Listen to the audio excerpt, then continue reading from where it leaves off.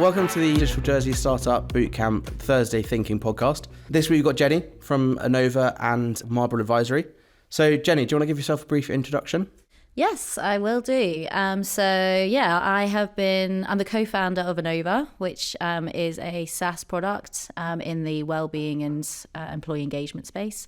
I also do consultancy work for Marble Advisory, as you mentioned. I do wellbeing strategies, wellbeing workshops. My background's in occupational psychology, so that's kind of what's led me here. I moved back to Jersey, which I'm sure we'll get into in a minute. I moved back to Jersey in 2020 and it was COVID. Obviously, wellbeing was top of the agenda. Everyone was really keen to know, how do we implement this in business? Loads of research came out about the impact that wellbeing has on productivity, retention, all the good stuff that you get from the people strategies. So I do lots of consultancy in that space too. It's a lot of wellbeing. It's a lot of wellbeing, yeah, I'm very well. I'd hope so. So tell me, I was actually briefly looking through your kind of background, and I hadn't realised how much time you spent off the island. Yeah. Dive into that a little bit. So you grew up in Jersey, right? Yeah, so born in Scotland, but moved to Jersey when I was 2. And I grew up here and then moved to Australia when I was 18. I went to school at JCG, which is a private school here. I went to Melbourne University when I moved over there. So that's central Melbourne. Don't know if you're familiar with Oz, but it's a great city. Lots of sports and music, and it was a great place to be a student.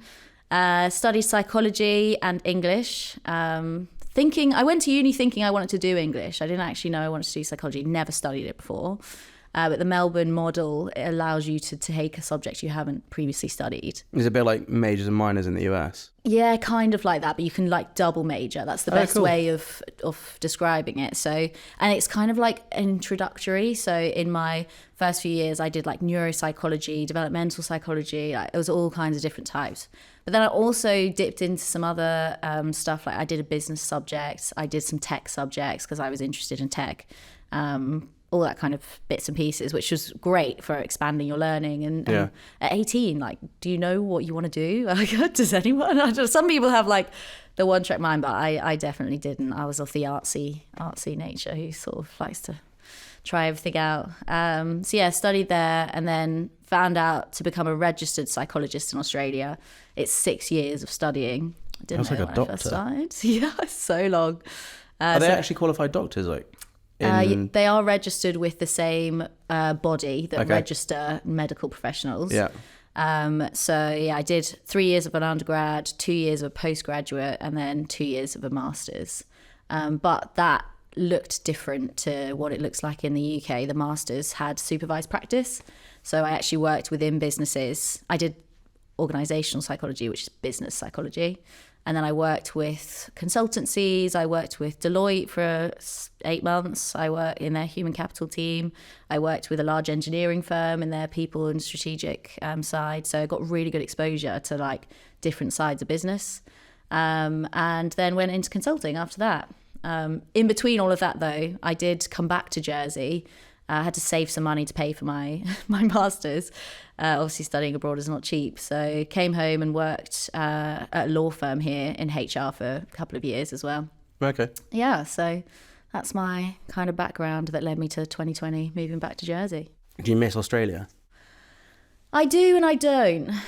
It's a second home for me. I love the city. I love the people. But I think, as most people find when you get older, people move on from where we went to uni, and I found when I went back, everyone was kind of off doing their own things. Friendships have moved on. People are starting families and everything. So a city, whilst it's got so many people and you're meeting new people all the time, it can sometimes feel a bit isolating when you're far from your family and close friends that you grew up with. So fair enough.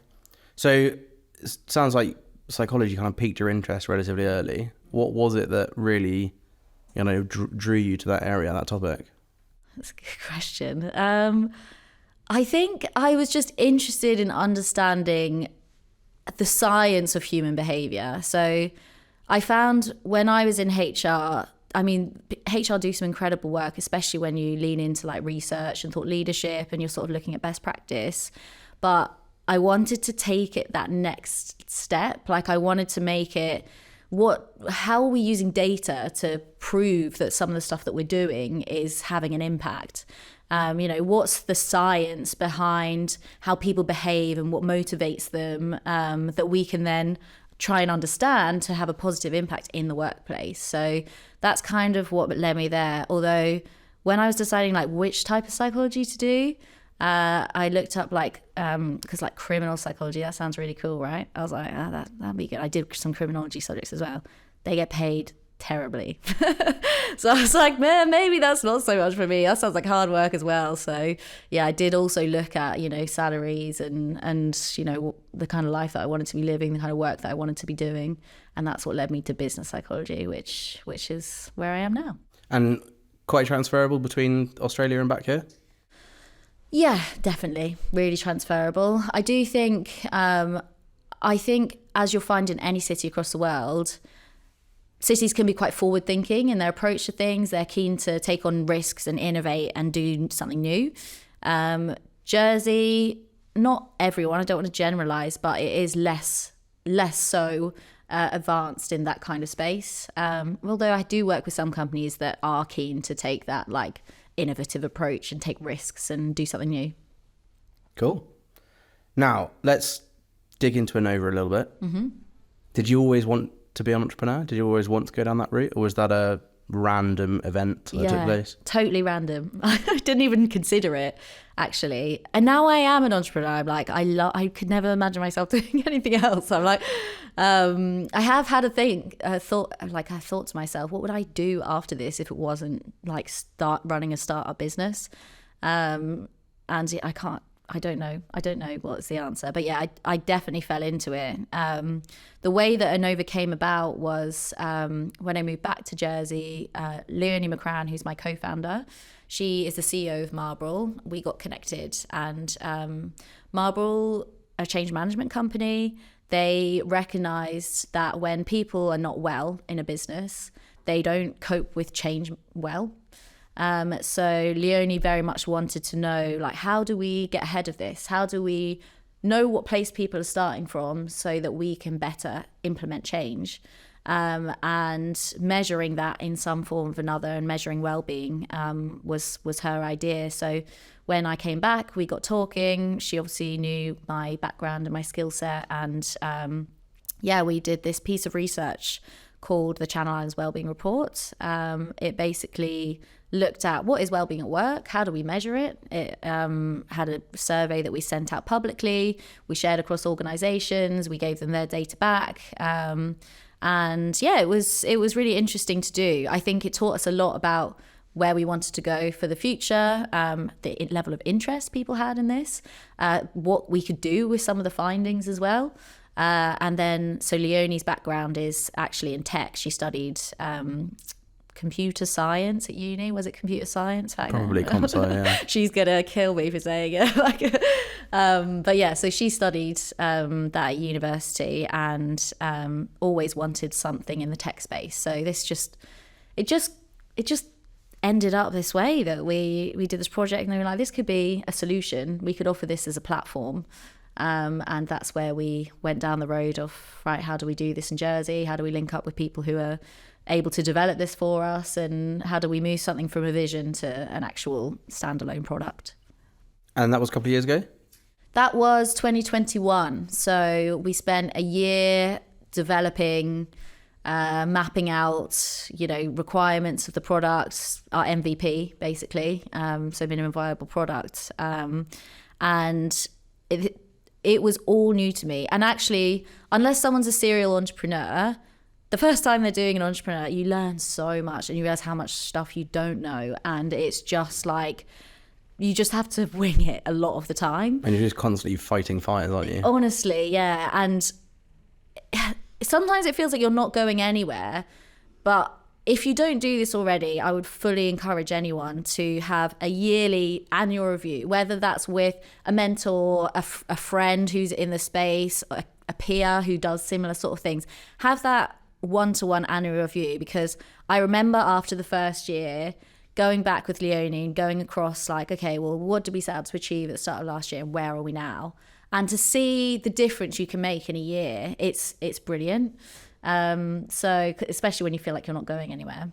So let's look at resilience, right? And well-being when it comes to being an entrepreneur, because I'd hope you can absolutely answer that question. Mm-hmm. What would you say are some good strategies to maintain a pretty strong mindset as an entrepreneur, and how would you encourage people to have the right sort of well-being when they're looking at, you know, the difficult journey that is starting a business? Yeah. I think I'll share my experience first. And yeah, I've only been doing this for nearly 3 years now, so still relatively new.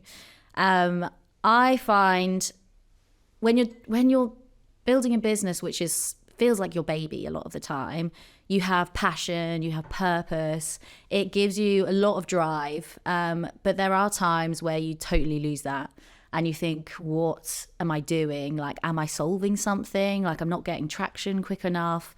The sales process is so brutal. Like, sales is just a brutal industry. You need resilience to cope with the amount of knockbacks you get, but it's all about framing that knockback as something to learn from. I speak with as many people as I can, even if they're not trying to buy the product. I'll still, if they're interested in seeing the demo, I will demo and say, you know, what did you think? Like, what would you change? Why wouldn't you buy this if you don't want to buy it? And it's still really hard getting that feedback. I actually love it when a company goes, oh, well, you know, the reason we're not going forward is because it doesn't do it in multiple languages. And you're like, oh, brilliant, because I can fix that. Like, I can actually change that in the product. The hardest and most demoralizing part is the following up time and time again. Oh, what did you think after I met you for this demo? And, you know, did you a lovely proposal? And that took me 2 hours. And and then you just never hear back from them. And it's soul destroying. But I think having people you can talk to when you're feeling beaten around by those kind of processes is super important. Leonie's been brilliant for me as a kind of backbone. When things get rough, you know, I'll talk to her and she'll kind of remind me how far we've come and look at some of the positives and like frame that feedback in a positive way when I'm struggling to do it. You also don't have to be resilient or on top all of the time. It will come in highs and lows. It's a real roller coaster, isn't it? Oh my goodness, yeah. I remember when we got our first client, I honestly nearly cried. Like the wash of excitement and emotion, and it was a big client too, and it gives me goosebumps thinking about it. And that's how passionate you get about the product itself. But then I also get so emotionally invested in other sales, which I think are going so well and are going to be so good for the business. And then you don't get them and you're so downhearted. Like, it feels like such a blow because you've been so invested in it. But yeah, in terms of like, you know, keeping yourself, you know, happy, I suppose, and keeping yourself well, it's definitely working with other people around you, trying to frame it as positives as much as possible, and just learning from whatever knockback you feel is you're encountering. And that's what I think most certainly invested businesses tend to be co-founders, you know, 2 or 3 people, for that exact reason, right? Yeah. It's you know, someone in the team could be feeling really down, but having that sort of bounce off between everyone of no, this is going to go, think about the progress we've made and so on and so forth. Solopreneurship is really hard by comparison. Absolutely.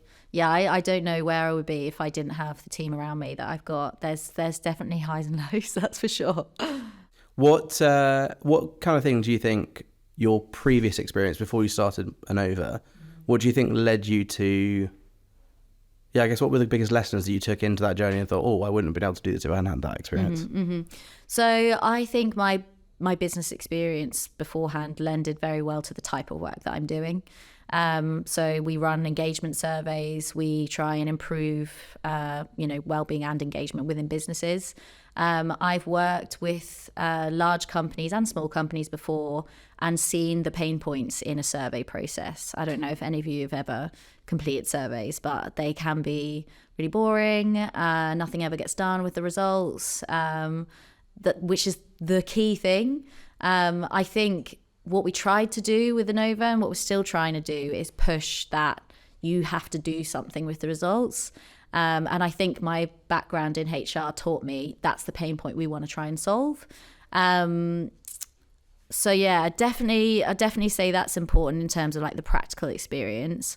I think my education in psychology and specifically business psychology, the way you learn to approach problems, the way you learn to use data and analyze data, the theory behind like well-being and people in the workplace, that has all lended into like, okay, what does this product need to look like? What is a good survey? How do we make it measure the things that we say it's going to measure? And how is it giving us a clearer path to action that we can actually do something with? I don't know, again, if you ever have completed a survey, but sometimes you'll see like, on a scale of 1 to 10, how stressed are you? And you'll go, okay, well, I'm about an 8. Don't really know. What do you do with that data? So you get that back as a leader and you go, well, 80% of people have scored 8. Okay, well, what do I do with that? So it's all about breaking down the actual focus areas of the things that you're trying to measure into questions that will lead to better path to action. So stress, for example, you'd be like, okay, what's going on in your personal lives? What's how your workload? All the things that impact stress, you'd want to be asking questions about those. It does make the survey a bit longer, but yeah. And you've got to get qualitative data, or good quality data, sorry, you've got to have sort of different angles asking basically the same question, don't you? Yes. Which obviously lengthens it, as you say. Exactly. So in your journey, what have you said would be the biggest hurdle you face that you're proud of overcoming? I feel like we're facing a hurdle at the moment, actually. So I wouldn't say we've overcome it yet, but so we have been live for 2 years, although we were in development for a year. And we have had some traction in Jersey, and it's been great leveraging our networks and going to events, and people are interested in what we're doing. But last year we trialed the UK market, and we were like, because there's always a fear that you do something in Jersey that doesn't then translate. Are you solving problems for people in Jersey that have already been solved in the UK? It's hard to know. So we went to an event. It was a 1-to-1 sales meetings. It cost like $5,500, which for a startup, as I'm sure any of you will know, is a lot of money. And we thought we just have to give it a go and see if this is going to be successful. Went to do these sales meetings, had lots of good conversations, got some great feedback. People were much more direct about why they did or didn't want the product. And you had 20 minutes with them to get, this is what it is. What do you think? So that was really helpful. It hasn't yet resulted in sales, although our like lead-in time's quite long. It's like 3 to 6 months before from first point of contact. So we did that, and then we found out all this other stuff that's going on in the market, which we've done our research into who our competitors and stuff are, but actually the emerging companies that are not yet got good SEO on their website rankings, and you can't find when you type employee engagement survey into Google immediately. We saw those at the events that we were at, and that's given us a kind of realization of, okay, which path do we want to go down now? Do we want to invest more in the product and give ourselves better differentiators? Because whilst our product has some, it's kind of some far-reaching for people who don't understand like what it takes to build a survey, and they're like, well, I'll just use a Survey Monkey. So you've always got that kind of throwback. So how do we invest in the product? Do we put more money into that by using AI, for example, as a new feature? That big buzzword. Yeah, that big buzzword that everyone loves. Or do we go down the route of, so some of our like the high value stuff, I guess, that we're offering at the moment is our services as well. So is that consultancy side alongside it. So what do you do with those results? So you've got the product, got all your data. What do you do with that afterwards? We've, had some success with like the on-sell from that. So actually my time and experience in analyzing those results, giving recommendations, coming up with action plans, and how do we turn that into like a suite of an offering? So that's not scalable, as I'm sure you understand, unless we employ loads and loads of people. But differentiating the product is very expensive. So it's a balance of what to do. I think we're at that crossroads now. And it was quite hard going to the UK. Recently, I went to a health and wellbeing conference, and I saw so many products like this out there? What makes us different? It does cause you to reflect. I think that's been a real wake up moment for me. How are we doing something that is really different? We've got what we think are our USPs, but is this actually what people want, or do we need to do more? What do you think the USPs are? So the tool gives in-product recommendations, and they're very people-focused. They're not just for HR, they're for managers. So managers go in, they see their data, which already is a differentiator to the typical engagement survey process, because the engagement survey process, usually HR get the results. There's months and months before anything happens with it, and people actually see how their team was doing. Our product allows access to managers themselves. They go in, they see their team's results, and they get a couple of recommendations about things they're doing really well and things that they could improve on, with suggestions of how to improve that. These are not the kind of like across the organization, we need to pay people more because people are really unhappy with their salary.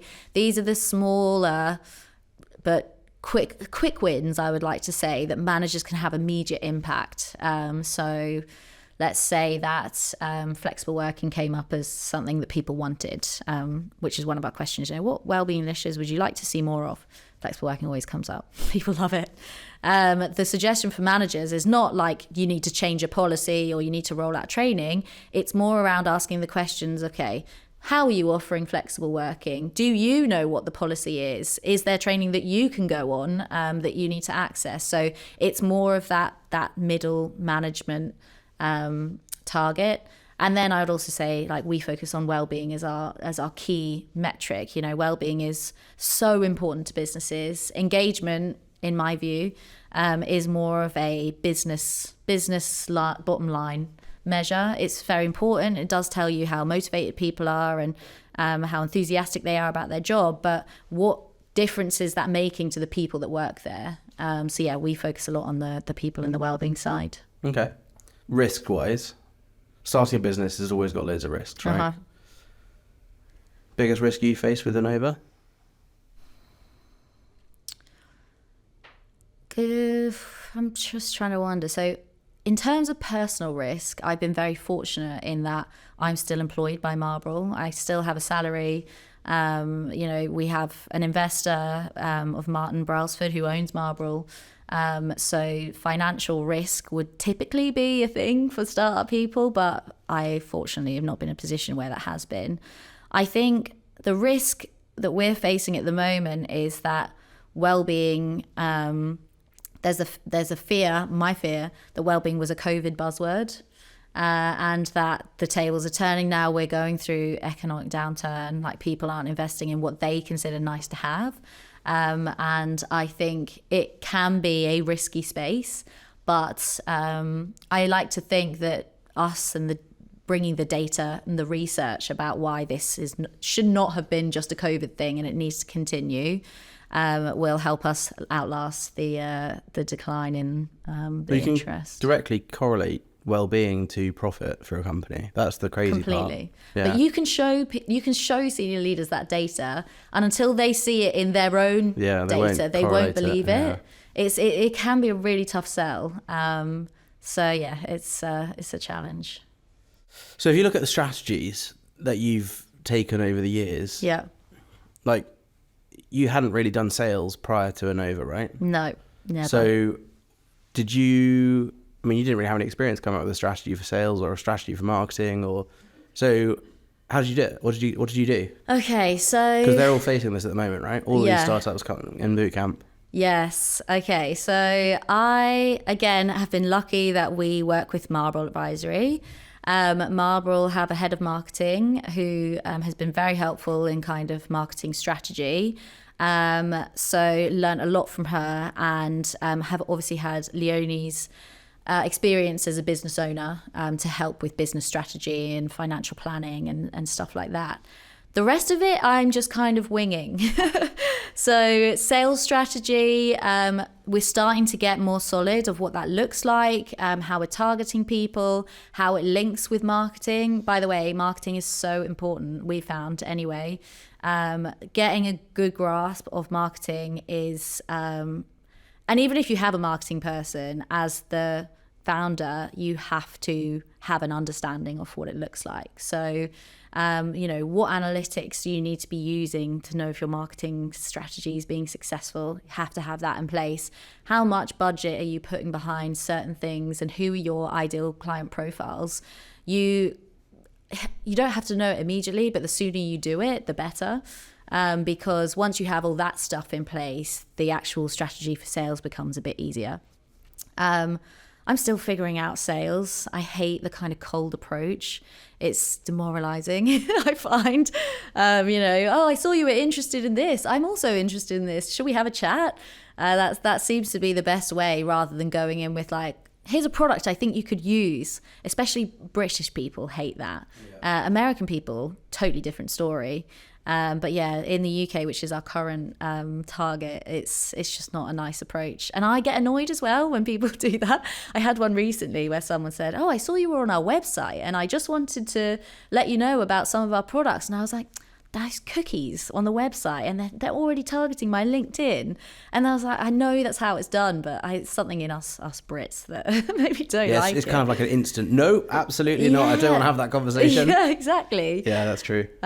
So yeah, it starts to come together. I think if you don't have that stuff and I'm just throwing words around and it feels like, oh God, that seems like there's a lot going on.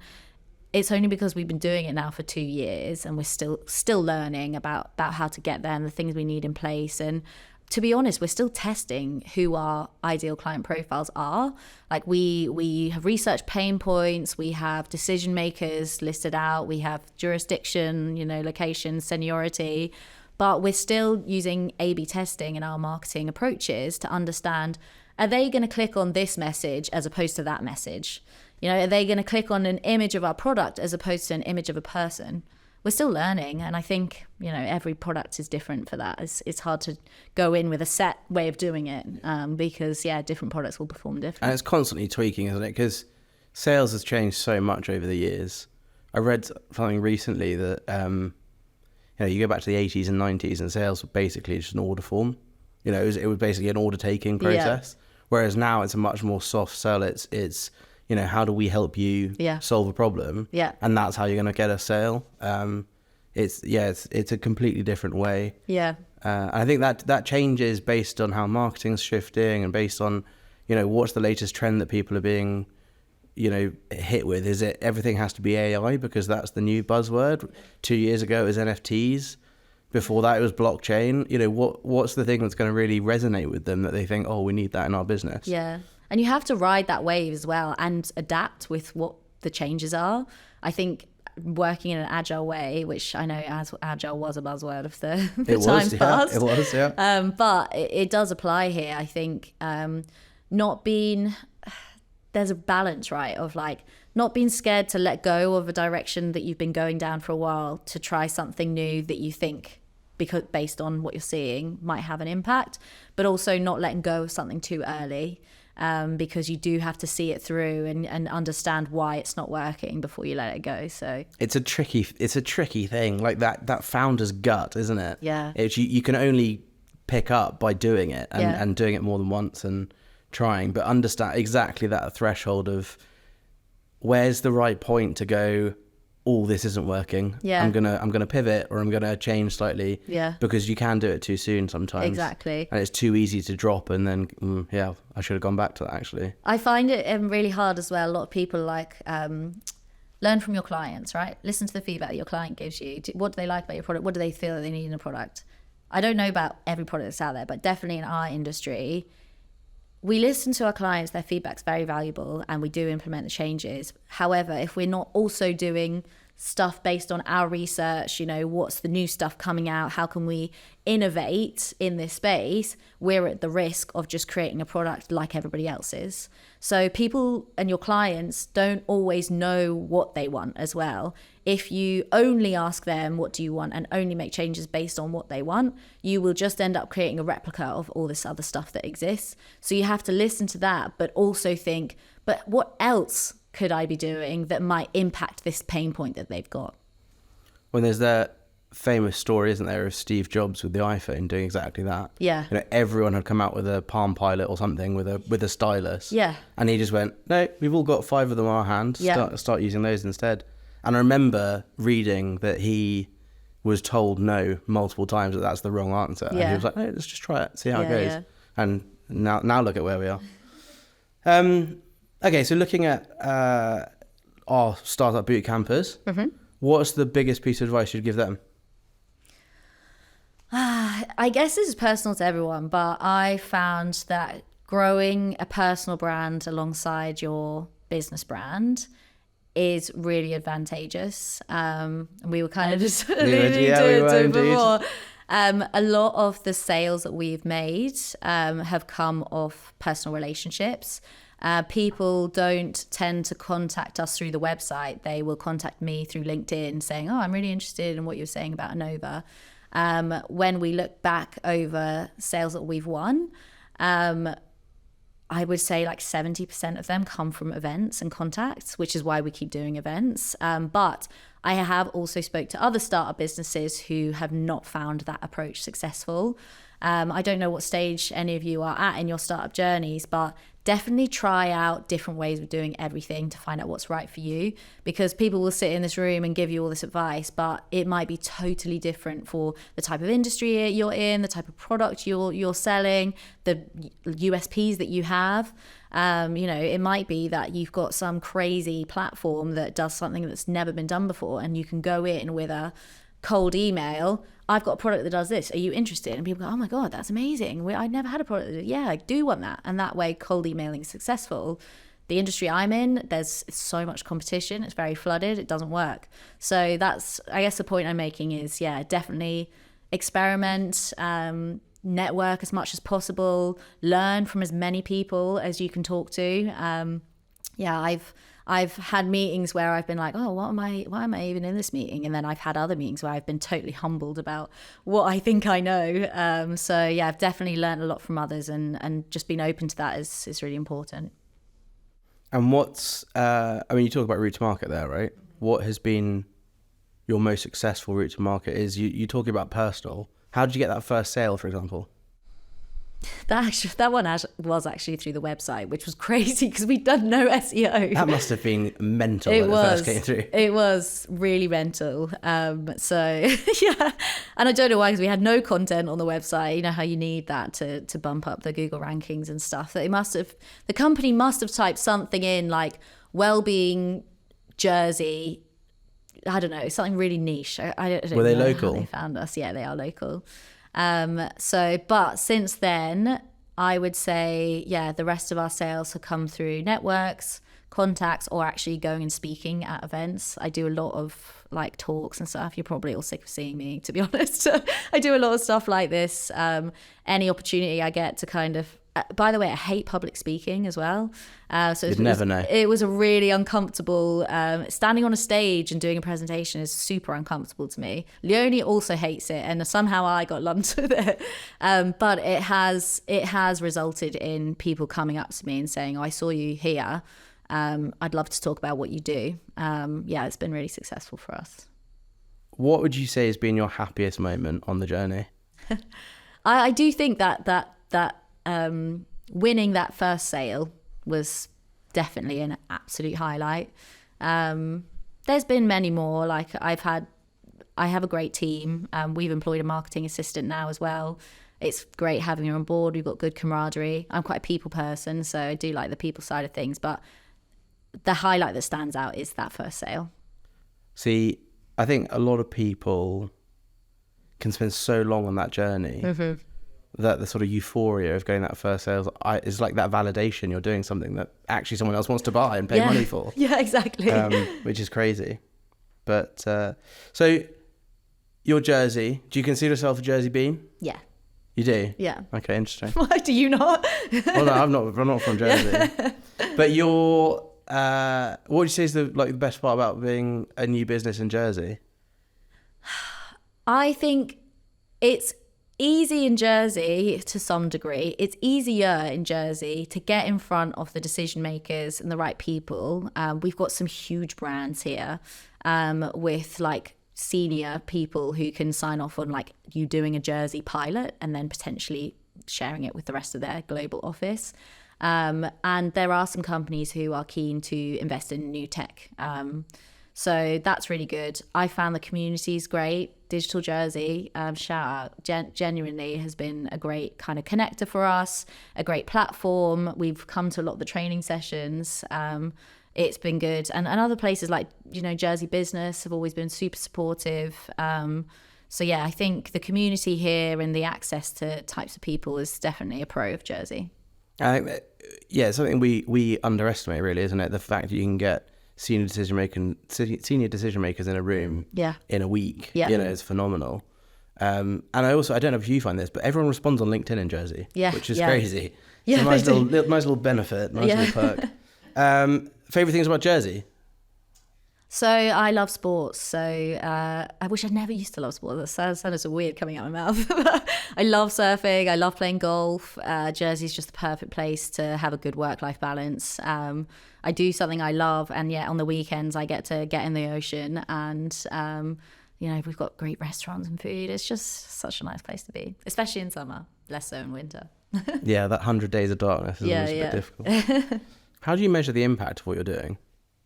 In terms of the clients or the... No, in terms of your day-to-day. Like in terms of whether you feel actually... Because I remember speaking to Tim at Daisium. Yeah. And he mentioned that, every single day, all he's got to do is focus on what's going to get the product, what's going to get the business. Yeah. That's a step as far forward as I can.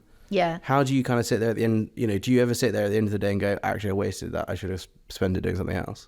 I do have days like that where I feel like, I shouldn't have bothered doing that because it was wasted. But I also have KPIs with Leonie. And we talk about, we put sales targets in, but often don't meet them because we're very ambitious. And we put in like time spent on certain things. So like I'll spend 10% of my week writing content. I'll spend 20% of my week doing business development or product development, stuff like that. I'll spend 40% of my week on clients. As I say, it does kind of vary, but then we timesheet as well. So we can check back and we can say, okay, well, I've done 100 hours of business development and sales and we've resulted in no sales. What's going wrong there? Because I've spent the time on it, And I do think like time logging is a blessing and a curse, but it does help for the kind of business reporting, what's having an impact, what do we need to change, and we review it also. Yeah, that's how we do it. And do you set targets of like, I've got to reach out to 5 businesses this month or this week or this... Not quite, but probably should. Yeah. That would probably motivate me. I remember in previous sales roles I've been in like business development roles, it's, you'd get... There are some silly metrics. Yeah. Like how many phone calls have you had with clients today? Yeah. And they can be really helpful because it's a tick box. But it's a tick box. It doesn't actually lead to development in some way. So it's getting that fine balance of understanding what are the tangible things that make a difference. Exactly. And actually sales targets in the early stage are not super beneficial because you might be targeting the wrong people. And so it's not a negative reflection on you. It's actually just a reflection that you haven't started from the right place. I am fortunate. Leonie is great with like, we're learning, maybe we didn't get it right this time, we'll get it right next time. Like it's very like, if I don't meet those targets, it's not like I'm condemned. It's very much just like, okay, how do we pivot that now to make this different? Top skills you think people need to know? Top skills. Don't be scared of sales, clearly, as well. Yeah, I think you have to have a good level of like interpersonal skills. I think they are important. Because a lot of what you do is talking with people, getting feedback, working with clients. I think that's really important. I do think resilience, which we talked about, is key. And I don't know if this is a skill or not, but definitely passion. Like I think you have to have a passion for what you're doing because it's a slog sometimes. If you believe in what you're doing, it makes it so much easier. And I do have times where I'm like, is what we're doing even good? I don't even know. And you question everything, but the passion is within me somewhere, so you will always find it again. If you're ever missing that passion, how do you get it back?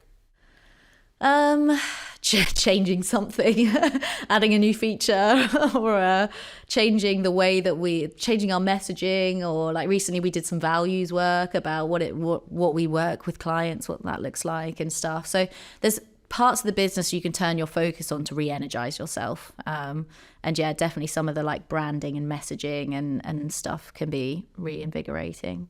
I think it's a good point, because I guess as a founder, you're unfortunate in that often you have to do everything. Yeah. But actually you're fortunate in that you have to do everything. Yeah. So if you're really struggling with sales, take a pause for a few minutes and go and do some marketing, or go and do some product development, and then come back to it with a fresh face or a fresh head, and you'll look at it completely differently. But it can also be that sort of, how do I get energized about it? I'm going to go and do some marketing and see, what can I get, what traction can I get in that area, because I'm struggling somewhere else. You call it Anova. Yeah. But you're called My Anova. Yeah. And which one is it? Both. Is that like Facebook, where it was the Facebook, you just need to drop the My? Yeah. We couldn't get Anova.com. So it turned into myAnova.com. And then actually we should have just gone like Anova.